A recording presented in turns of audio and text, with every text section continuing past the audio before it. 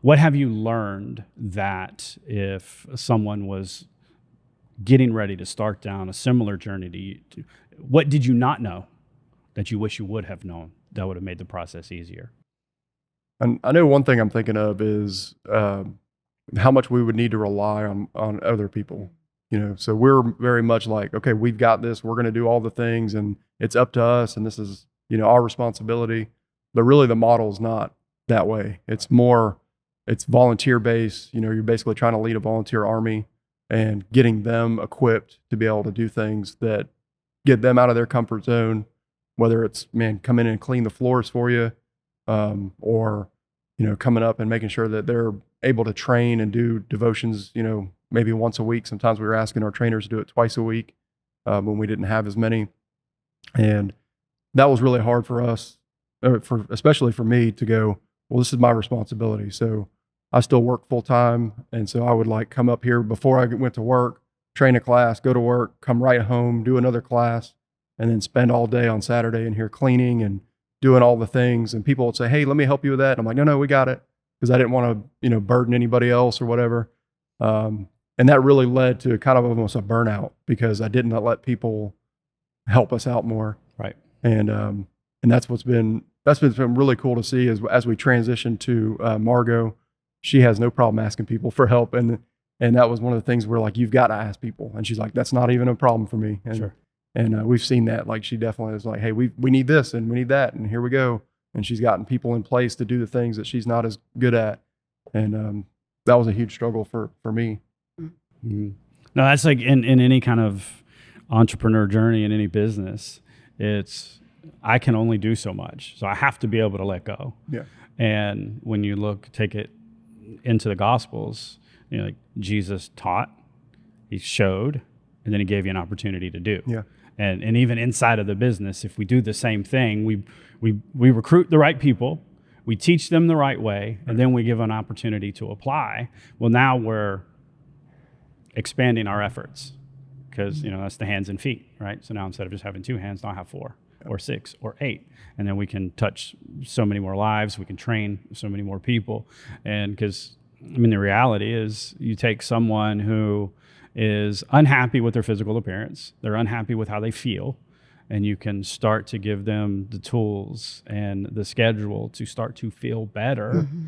Then they start to feel better. It's amazing how it works. Right. You start to see, a couple of pounds start to be lifted off. You can run a little farther than you used to be able to.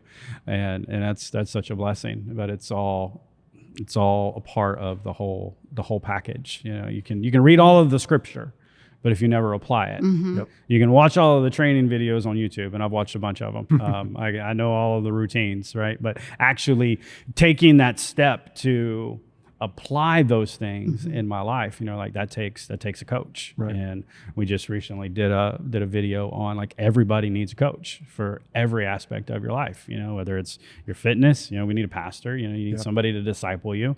If you're, your finances, you probably should have an accountant or, somebody to keep you out of trouble with the IRS because, they're going to take all our money and give it to the Romans, we don't want that.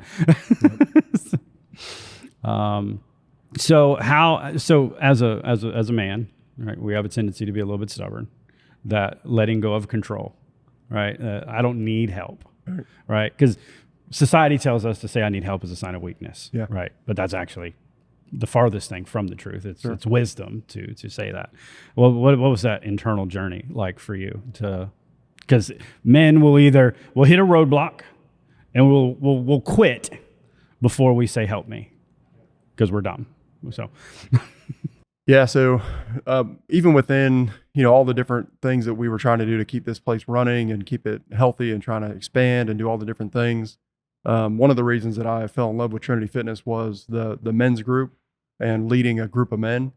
And that became its whole other challenge is, that's always early. It's always before somebody has to go to work, which I don't like getting up early. I just told you I was on night shift. I actually prefer sleeping until 1 o'clock in the afternoon and then going to work. That works out better for me. Not great for family, but if I had a choice, that's the way I would do it. Right. But instead it's nope, we got to get up at 4:30 in the morning and that's when everybody can meet. And so you would do those things. But even within that, I had a hard time saying, all right, you're going to lead this this time. Yep. Or trusting that even if they're not doing it how I would do it, that this is what they have to do to be able to be discipled. You know, I had a hard time with just like letting go and just feeling like I had to do every single step, Right. you know, and set it up so that, you know, everybody was getting something out of it.